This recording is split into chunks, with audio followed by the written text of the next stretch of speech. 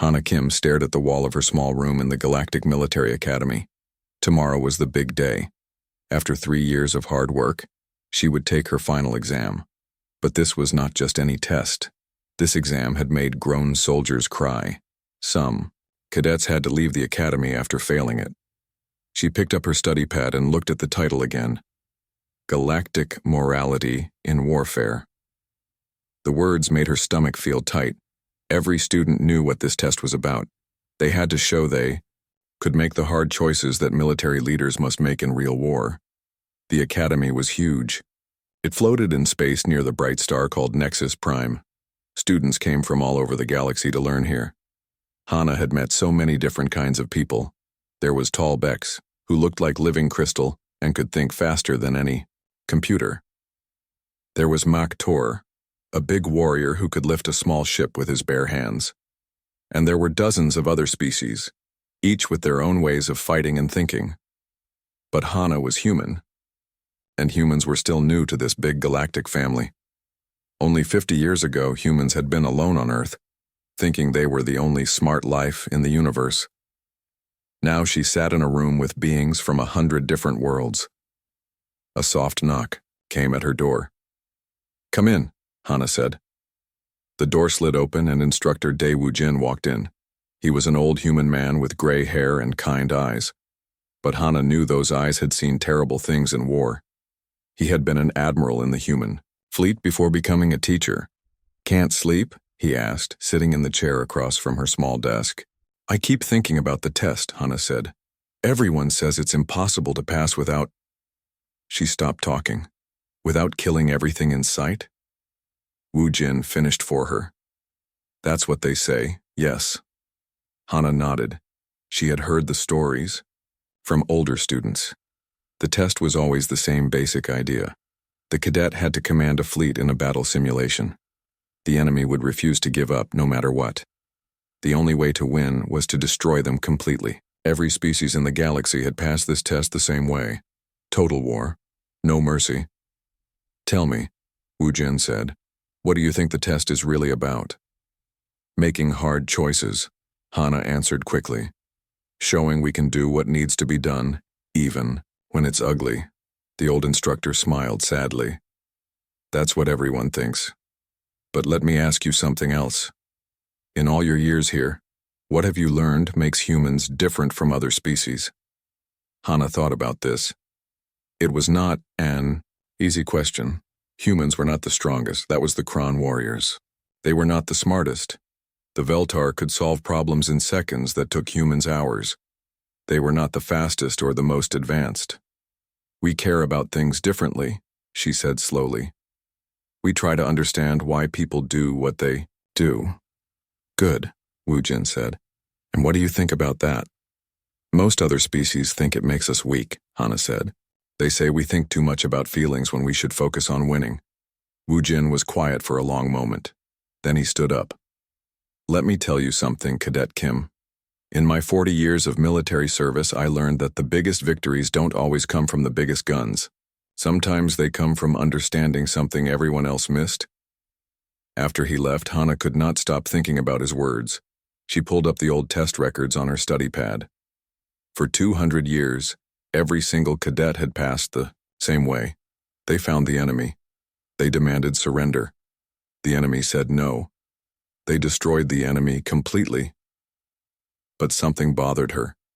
In all those records, she noticed something strange. The test enemy was always described the same way. Refuses all reasonable surrender terms. But what made the terms reasonable? Who decided that? Hana started digging deeper into the test files. She was good with computers, better than most humans. She found old simulation data that most students never looked at. The enemy in the test was called the Helix Confederation. They were described as stubborn and warlike. But as she read more, she found something interesting. The Helix had never actually attacked anyone first. In every simulation, they were defending their home world. They only fought when others came to their space. She read their communication patterns. When the simulated fleet demanded surrender, the Helix would respond with the same message every time. "We cannot accept terms that bring dishonor to our children." Most cadets never paid attention to these words. They just saw that the helix said no to surrender. But Hana kept reading. She found cultural data about the helix species. They were very old and had many traditions. Honor was the most important thing to them. But what did honor mean to them? Hana spent hours reading. The helix had a strange idea about giving up in battle. To them, saying, "I surrender," was the same as saying, "I will run away and come back to fight you again later." It was not a real end to the fighting. Hana sat back in her chair. Could it be that simple? For 200 years, had everyone been making the same mistake? She looked at the clock. It was very late, but she kept reading. She found more information about helix culture. They had special ceremonies for ending conflicts. It was not just about stopping the fighting. It was about promising that the fight was truly over forever. The more she read, the more she understood. The helix were not refusing to give up because they wanted to keep fighting. They were refusing because they did not understand what surrender meant in galactic terms. To them, the word meant something completely different. Hana felt excited and scared at the same time. What if she was right? What if there was another way to pass the test, but what if she was wrong? What if she failed and had to leave the academy? She thought about all her friends who had taken the test before her.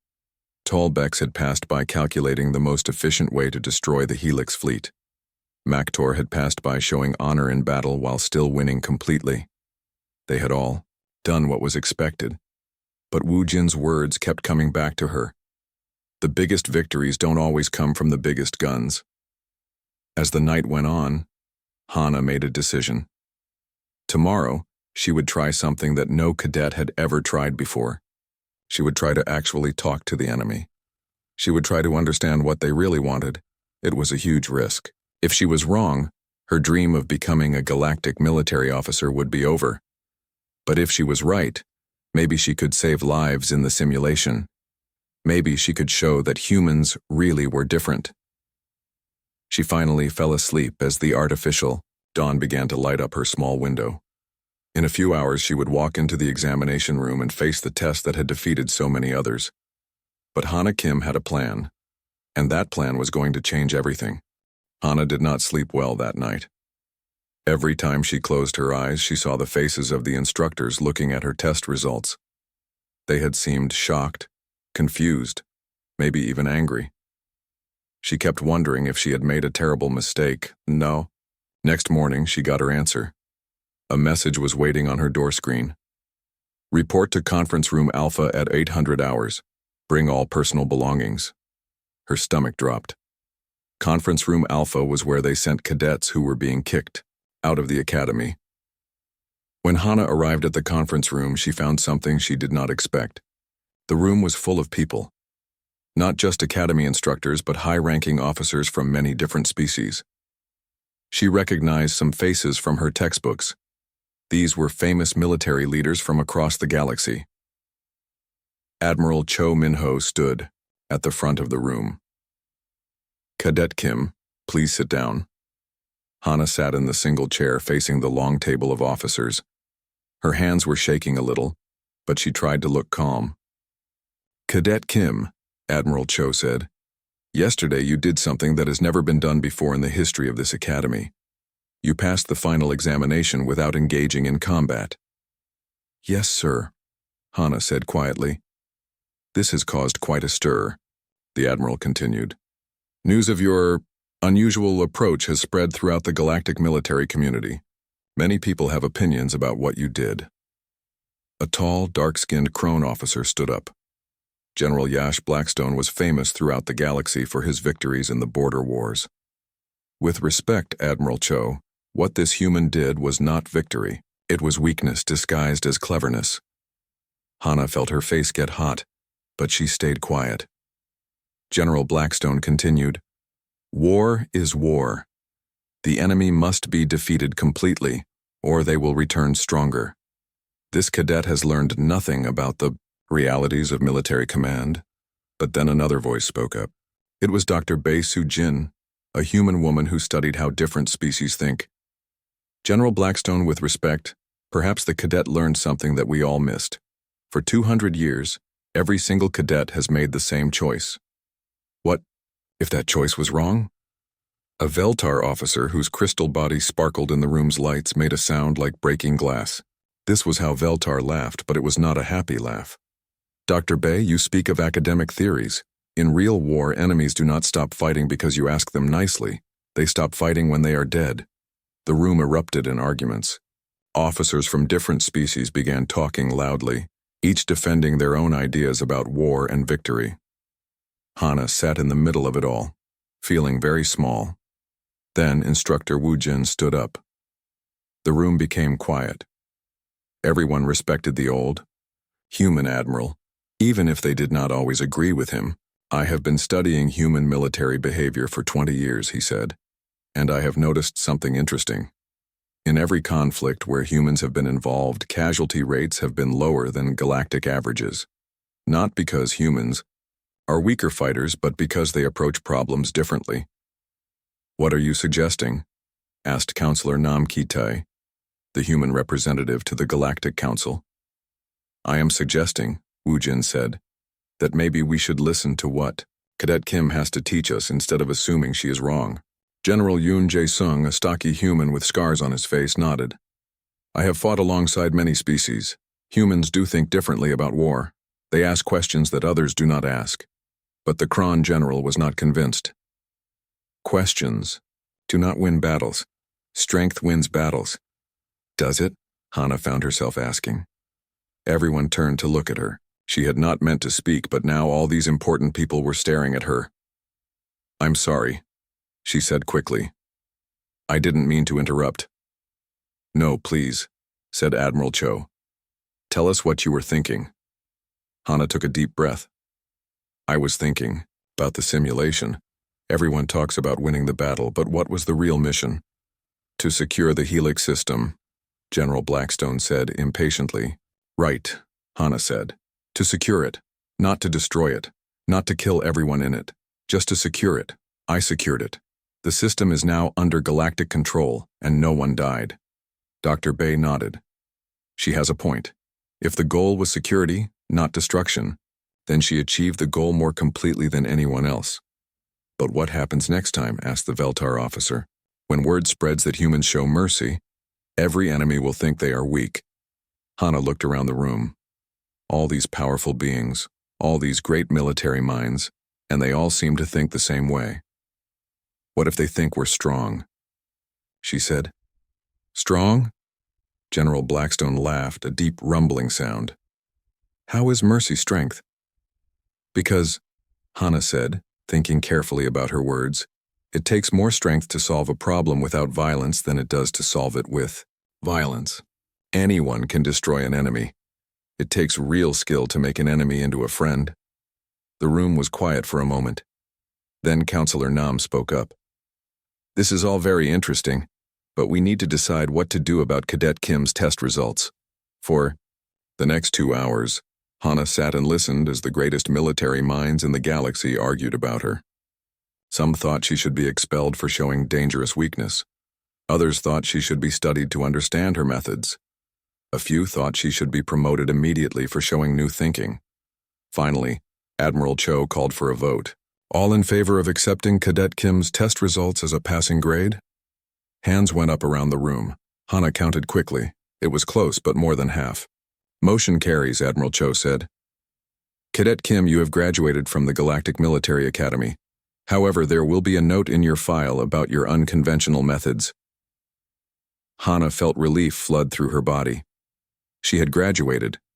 She would become an officer. But as she left the conference room, she heard the officers still arguing behind her. She realized that her test had not just changed her own life.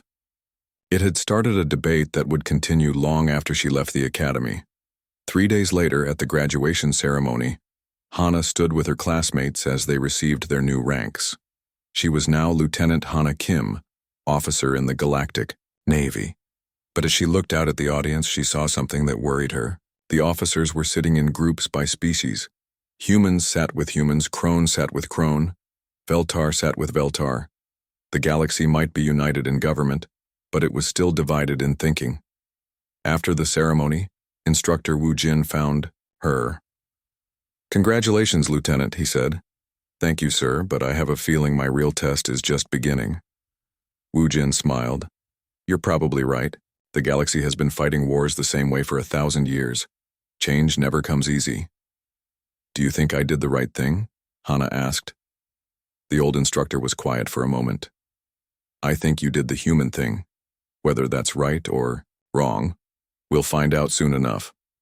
As Hana packed her belongings to leave the academy, she wondered what kind of assignments she would get. Would they put her somewhere safe, where her strange ideas could not cause trouble? Or would they test her methods in the real world? She did not have to wait long to find out. The next morning, new orders were waiting for her. She was assigned to the battleship Harmony, patrolling the outer rim where pirates and rebels often caused problems. As she prepared to leave for her first real assignment, Hana thought about the Helix simulation. She had turned enemies into allies, with just words and understanding. But that had been a computer program. Soon, she would find out if her methods could work in the real galaxy, where the stakes were much higher and the enemies were real. The examination hall was the biggest room in the academy. 48 small booths lined the walls, each one containing a complete battle simulation system. Hana walked to booth number 37 and sat down in the command chair. Her hands were sweating. All around her, other final-year cadets were doing the same thing. She could see Tall Beck's 3 booths away, his crystal body glowing with excitement. Mac Tor was on the other side of the room, cracking his knuckles loudly. Everyone looked nervous but also ready. Admiral Cho Min-ho stood at the front of the room. He was a stern Korean man who had been testing cadets for 15 years. "Cadets," he said in a loud voice, "you have studied for 3 years for this moment. Today you will show us that you can make the hard decisions that real military leaders must make." Hana's heart was beating fast. The Admiral continued, "You will each face the same scenario. You command a battle group of 12 ships. Your mission is to secure the Helix system. The enemy has refused all surrender terms. You must complete your mission. You have 2 hours. Begin now." The simulation started immediately. Hana found herself looking at a 3-dimensional star map. She could see her 12 ships spread out in attack formation. Ahead of them was the Helix home world, protected by 200 smaller ships. A voice spoke in her ear. It was Captain Lee Hyun-soo, her simulated second-in-command. "Admiral Kim, we are in position. The enemy fleet is holding position around their planet. What are your orders?" Hana took a deep breath. This was it. She could follow the same path as everyone else and destroy the Helix fleet. It would be easy. Her ships were stronger and had better weapons. The battle would be over in 30 minutes, but instead she said, "Captain Lee, I want to talk to our communications officer." There was a pause. "Ma'am, did you say communications?" "Yes." "Get me Commander Park So-young on the line." A few seconds later, a woman's voice came through the system. "This is Commander Park, ma'am. How can I help you?" "Commander, I want you to analyze all the communications we've received from the Helix fleet. I want to understand exactly what they're saying." Another pause. "Ma'am, we already have their response to our surrender demands. They refuse to accept terms." "I know that," Hana said. "But I want to know their exact words, and I want to know about their culture. What does surrender mean to them?"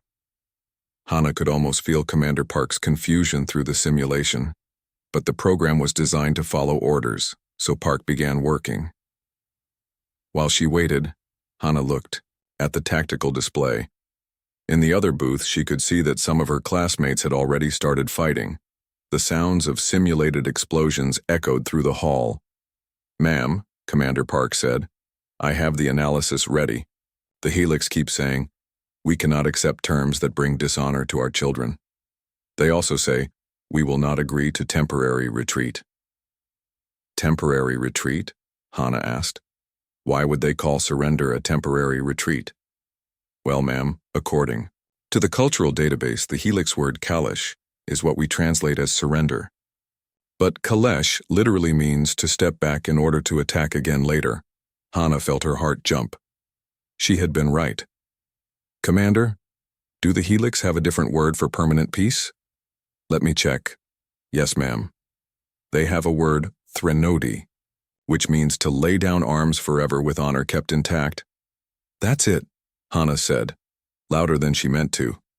Captain Lee, I want you to open a communication channel with the Helix fleet. Ma'am, respectfully, we've already tried talking. To them. Not like this, we haven't. Commander Park, I want you to send them a message using their word threnody. Tell them we're offering them a chance to threnody, to end this fight forever while keeping their honor. Hana could hear typing in the background as Park worked. Then she heard the message being sent in the Helix language. It was full of clicks and musical tones that sounded nothing like human speech. For a long moment, nothing happened. Hana stared at the display, watching the two fleets face each other in space. Around the examination hall, more battles were starting. She could hear the sound of simulated weapons firing. Then something amazing happened. The Helix fleet moved. But they were not attacking. They were forming a new pattern, a circle with the largest ship in the center. Ma'am, Captain Lee said, his voice full of surprise. We're getting a response from the Helix. What are they saying? Commander Park's voice was excited now. They're asking if we truly mean threnody. They want to know if this means the fighting will end forever with no shame to either side. Hana smiled. Tell them yes. Tell them we respect their honor and we want peace that lasts forever.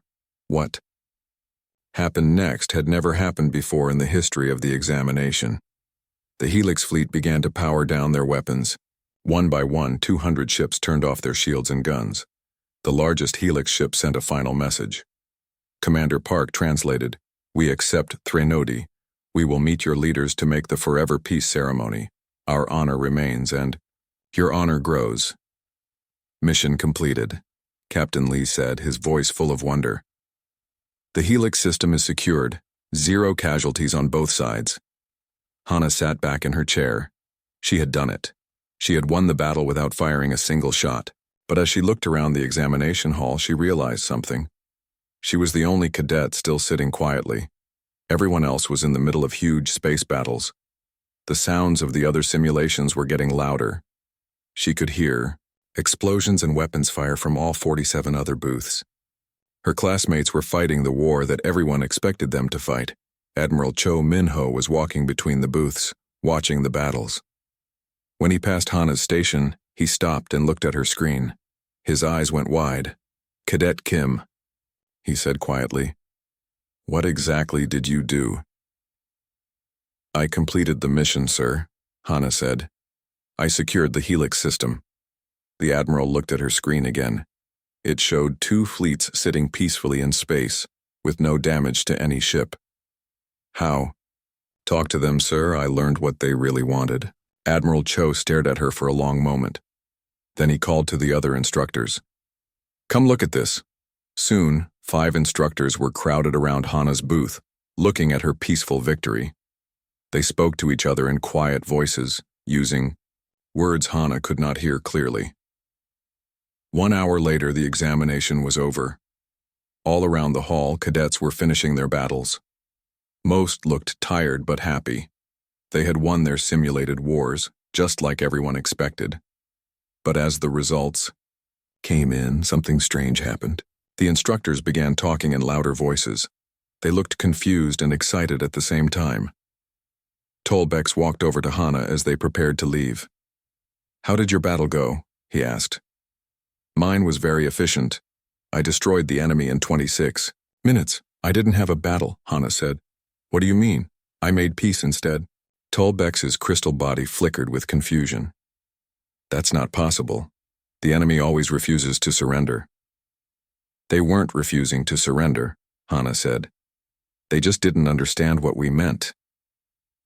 As the cadets filed out of the examination hall, Hana could hear the instructor still talking behind them. She had done something that no cadet had ever done before. She had passed the test without fighting the war. But she could not tell if that was a good thing or a very bad thing. Tomorrow, she would find out. 6 months after graduating from the academy, Lieutenant Hana Kim stood on the bridge of the battleship Harmony. Through the large windows, She could see the darkness of space and the distant stars of the outer rim. It was beautiful, but also dangerous. This was where pirates and rebels hid from galactic law. Captain Shin Ye-jin was a tough woman who had been fighting in space for 20 years. She had not been happy when Hana was assigned to her ship. "I heard about your academy test," she had said on Hana's first day. "Fancy tricks work fine in simulations. Out here, enemies shoot first and talk never." For 6 months, Hana had tried to prove herself. She worked harder than anyone else. She volunteered for extra duties. She studied every report about Outer Rim conflicts. But Captain Shin still looked at her like she was a problem waiting to happen. Then everything changed. It started with an emergency message from Fleet Command. Admiral Oh Dong-hyuk's face appeared on the main screen, and he looked very worried. "All ships, we have a code red situation. The Nexus Raiders have taken control of 3 star systems in Sector 7. They are holding civilian populations hostage." Hana felt her stomach tighten. The Nexus Raiders were the worst kind of criminals, different species working together to steal and destroy. They had been growing stronger for years. Admiral O continued, "The Raiders are demanding recognition. As a legitimate government, they threaten to execute hostages if we attack. We estimate 3 million civilians are in danger." Captain Shin cursed under her breath. "How many ships do they have?" "Intelligence reports at least 500 warships of various sizes," the Admiral said. "They have taken strong defensive positions around the 3 systems. Any direct assault will result in massive civilian casualties." The message ended and the bridge became very quiet. Everyone knew what this meant. The Raiders had chosen their position well. Attack them and millions of innocent people would die. Leave them alone, and they would get stronger and take more systems. "Captain, Lieutenant Kang Tae-ho, the intelligence officer said quietly, "I'm getting reports from other sectors. More pirate groups are watching the situation. If the Raiders succeed, it could encourage others to try the same thing." Captain Shin nodded grimly. "Set course for Sector 7. All ships are ordered to join the main fleet for battle planning." As the Harmony jumped to faster than light speed, Hana sat in her quarters reading everything she could find about the Nexus Raiders. Most reports described them as ruthless killers who could not be reasoned with. But something bothered her about that description. She pulled up older files from before the Raiders had become so violent. What she found surprised her. The original groups that had formed the Nexus Raiders were not criminals at all. They were refugees. The Talani species had lost their homeworld to a plague. The Gorvani had been driven from their space by economic collapse. The Hext had seen their colonies destroyed by natural disasters. All 3 species had asked the Galactic Council for help, and all 3 had been told to wait for proper processing through official channels. That had been 5 years ago. They were still waiting. Hana kept reading. The more she learned, the more she understood. These were not evil beings who wanted to hurt others. These were desperate people who felt they had no other choice. When the Harmony arrived at Sector 7, Hana saw the largest military fleet she had ever witnessed. Over 1,000 galactic warships surrounded the 3 systems the Raiders controlled. It was an impressive show of force, but Hana wondered if force was really the answer. The fleet command ship was the massive dreadnought called Galactic Justice. Admiral O called a meeting of all senior officers to plan the attack. Captain Shin brought Hana along, though she was not sure why. "Maybe you'll learn something," she said. The meeting room on the Justice was filled with the galaxy's best military minds. Hana recognized many faces from her academy textbooks. These were the officers who had won the great battles of the past century. Admiral O stood at the front of the room, looking tired. "Ladies, gentlemen, and honored beings," he said, "we face a difficult situation. The Raiders have positioned themselves well. Any direct assault will cost millions of civilian lives." A Veltar admiral named Crystal Song raised one crystalline arm. "What if we use precision strikes? Target only military installations?" "The Raiders have placed their command centers in the middle of population centers," replied General Park Jung-sik, a human cultural warfare specialist. "They know we won't risk civilian casualties. A crone general pounded his fist on the table. Then we call their bluff. These criminals won't actually hurt civilians. They need hostages alive to have any power. Intelligence suggests otherwise, Lieutenant Colonel Lim Yuri said quietly. She was a xenolinguist who studied alien languages. Intercepted communications show the raiders are willing to follow through on their threats. The meeting went on for hours. Every plan ended the same way. Either millions of civilians would die, or the raiders would escape to cause more trouble later. Finally, Admiral O asked, "Does anyone have any other suggestions?" Hana felt her heart pounding. She was the most junior officer in the room. These were all famous military leaders, but she raised her hand anyway. "Yes, Lieutenant Kim," Admiral O said, looking surprised. "Sir, I request permission to try communication with the raiders." The room erupted in laughter. Not mean laughter, but the kind adults make when a child says something silly. General Park Young-sik wiped tears from his eyes. "Lieutenant, these are hardened criminals, not confused cadets in a simulation." But Captain Shin, to Hana's surprise, spoke up. "Admiral, Lieutenant Kim has been studying the raiders for the past day. Perhaps we should hear what she has learned." Admiral O looked around the room. "Very well. Lieutenant Kim, what do you propose?" Hana stood up, her legs feeling weak. "Sir, I don't think the raiders are criminals. I think they're refugees who have given up hope." This caused more laughter, but Admiral O held up his hand for silence. Hana continued. "The three species that make up the raiders all lost their homes. They all asked for help from the council. They all waited years without getting any real assistance. Now they've banded together out of desperation." "So what?" asked the Kron general. "Desperate criminals are still criminals." "But what if we gave them what they actually need?" Hana said. "What if instead of fighting them we offered them real help?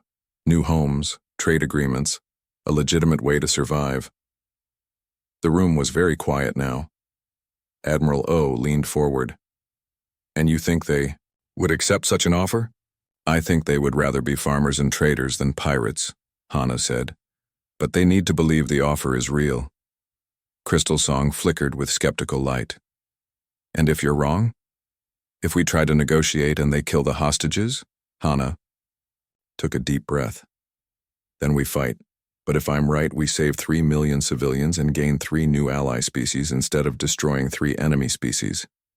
Admiral O was quiet for a long time, then he said, "Lieutenant Kim, I'm going to give you 48 hours to try your approach, but you'll work with a full diplomatic team and we'll be ready to attack if negotiations fail." As the meeting ended, many officers came up to Hana. Some wished her luck. Others told her she was naive and foolish, but all of them seemed interested to see what would happen. Captain Shin walked with her back to the Harmony. "I hope you know what you're doing." "Lieutenant, so do I, Captain," Hana said. "So do I." The next morning, Hana found herself on a small diplomatic ship heading toward the raider-controlled systems. With her were Dr. Lim Yuri, Chief Petty Officer Go Min-seo from Communications, and a team of negotiation experts. As they approached the first raider ship, Hana felt the same nervousness she had felt during her academy exam. But this time, if she was wrong, real people would die. "This is Diplomatic Vessel Olive Branch requesting permission to speak with raider leadership," Go Min-seo broadcast. For a long moment, there was no answer. Then a harsh voice responded, "This is Raider Command. Turn around now or be destroyed." Hana took the microphone. "Raider Command, my name is Lieutenant Hana Kim. I want to talk about getting your people the homes they deserve." Another long pause. Then, "You have 5 minutes before we start shooting." Hana smiled. 5 minutes was enough to start a conversation. And conversations, she had learned, could change everything. The 5 minutes stretched into 5 hours, then 5 days, then 5 weeks. Hana sat across from Commander Vex Talani, leader of the Nexus Raiders, in a small meeting room on the neutral space station called Haven's Rest. The Talani was tall and thin, with blue skin and 4 arms. His people had been refugees for 7 years, and it showed in his tired eyes. "You want us to believe," Vex said slowly, "that the Galactic Council will actually help us this time?" After 7 years of broken promises? I want you to believe that some people in the council are finally listening, Hana replied. Dr. Lim has been working with the Refugee Assistance Department. They have new plans. Dr. Lim Yuri leaned forward. She had been amazing during these negotiations, helping translate not just languages but also cultural meanings. Commander Vex, we have identified 17 planets that could support Talani colonies. The Council is prepared to offer full settlement rights. Vex's third arm tapped nervously on the table. And the Gorvani? The Hexth? What about them? Chief, Petty Officer Go Minseo pulled up a holographic display. The Gorvani are skilled miners. There are 3 systems with rich asteroid fields that need development. The Hexth are excellent engineers. The shipbuilding industry has been looking for exactly their skills. It had not been easy to reach this point. The first days of negotiation had been very tense. The raiders did not trust anyone from the galactic government. They had been lied to before. They had been ignored and forgotten. But slowly, Hana and her team had shown them something different. Instead of demanding surrender, they offered real solutions. Instead of threatening punishment, they promised opportunity. What about the hostages? Vex asked. This was always the hardest question. They go free immediately, Hana said. No conditions, no delays. That's the first step to showing good faith.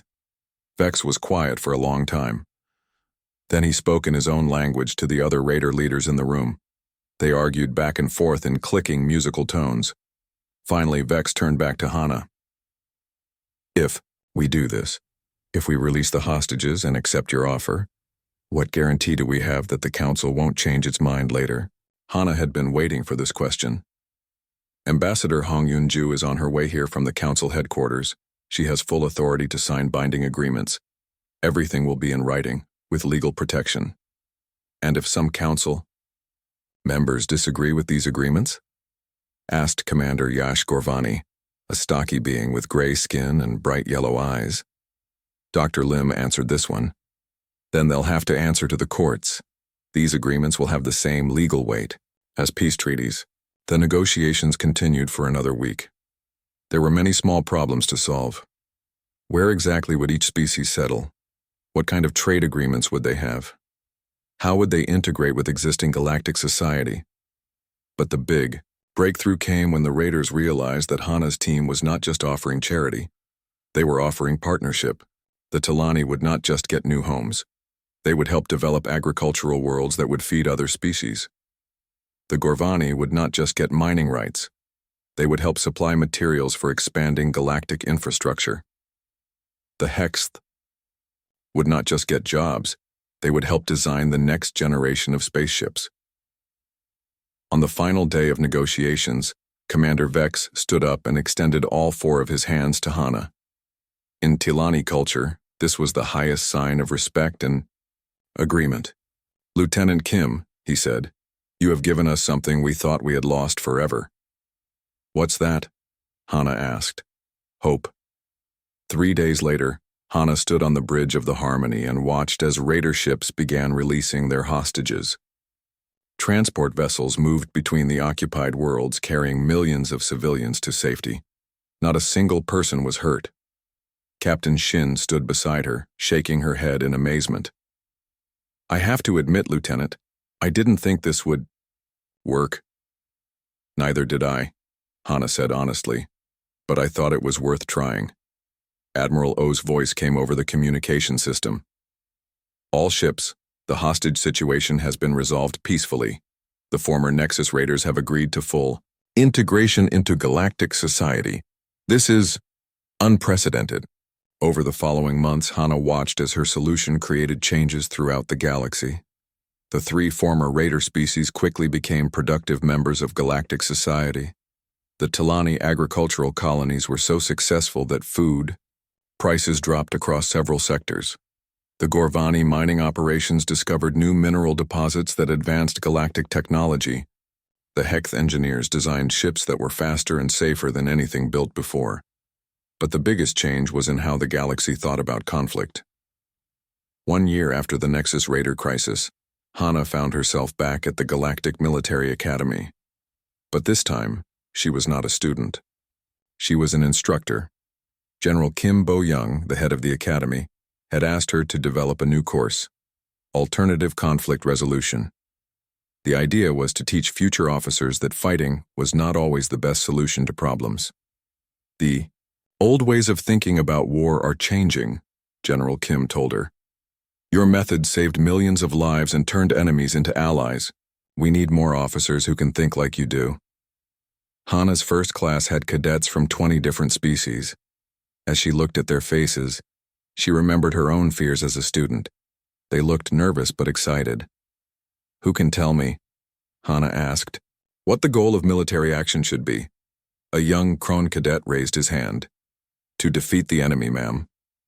That's what most people think, Hana said, but I want you to think deeper. What is the real goal? A human cadet named Jin So-young spoke up, to solve the problem that caused the conflict. Better, Hana said. Anyone else? A Veltar cadet's crystal body flickered thoughtfully. To create a situation where the conflict cannot happen again? Excellent, Hana said.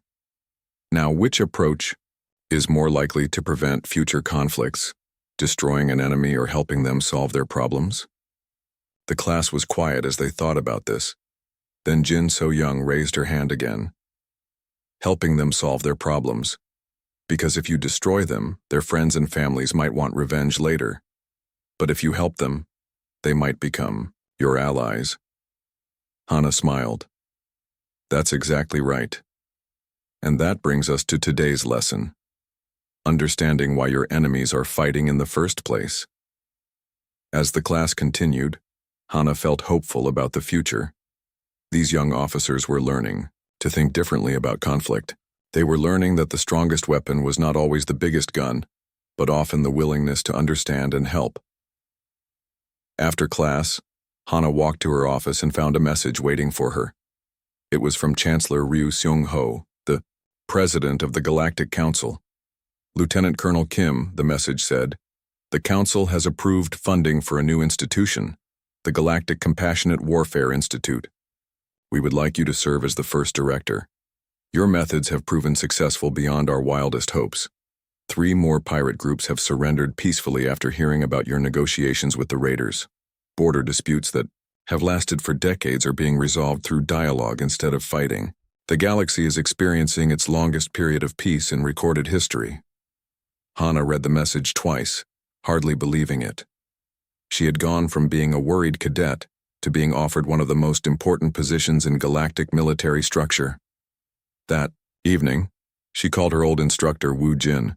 His face appeared on her communication screen, looking older but very proud. I heard about your promotion, he said. Congratulations, Director Kim. I can't believe this is really happening, Hana said. 3 years ago, I was just trying to pass a test. Wu Jin smiled. And look what that test led to. You changed not just your own life, but the way the entire galaxy thinks about solving problems. Do you think it will last? Hana asked. This new way of doing things? I think, Wu Jin said thoughtfully, that you've proven something very important. You've shown that compassion isn't weakness, it's evolution. It's the next step in how intelligent species can live together. 5 years later, Director Hana Kim stood in front of a new class of cadets taking their final examination. But this exam was very different from the one she had taken as a student. The scenario was still the same, the Helix Confederation defending their homeworld. But now, instead of 48 different cadets all choosing to fight, all 48 were trying different ways to communicate and understand. Some succeeded quickly, like Hana had. Others took longer, working through cultural barriers and language problems. But all of them were trying to solve the problem without violence first. As Hana watched the young officers work, she thought about how much the galaxy had changed. Conflicts still happened, but they were resolved more quickly and with much less damage. Species that had been enemies for centuries were now working together on joint projects. The final cadet completed her examination by convincing the simulated Helix to accept a cultural exchange program instead of fighting. As the simulation ended, She looked up at Hana with excitement and relief. "Congratulations," Hana told the class. "You have all passed. But more importantly, you have all learned that the strongest victories come not from conquering your enemies, but from understanding them." As the new officers filed out to begin their careers, Hana remained in the examination hall.